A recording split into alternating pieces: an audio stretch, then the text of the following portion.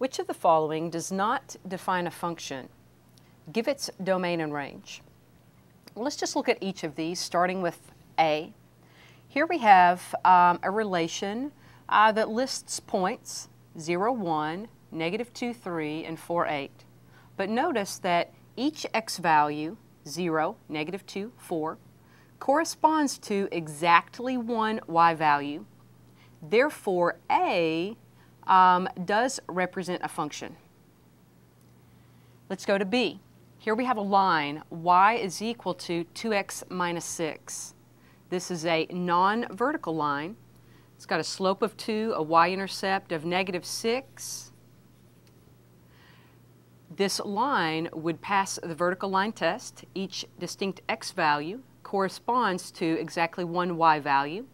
Therefore, y equal to x minus 6 is a function as well. On to C. Here we have a square root function. Y is equal to the square root of x plus 2.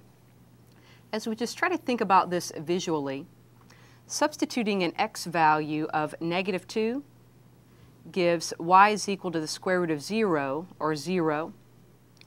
And as we substitute larger x values, letting x increase, then the y values are going to get larger as well. We've got a basic square root function that's been shifted. Each x value in the domain for this function is going to correspond to a distinct y value, exactly one y value.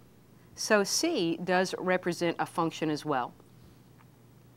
Now to D, where we have a table listing points 0, 1, 3, 2, 0, 2, and 6, 3. Here we see repeated x values. We see an x value of 0 that corresponds to 1, and then 0 again corresponding to a y value of 2. Therefore, this is not a representation of a function.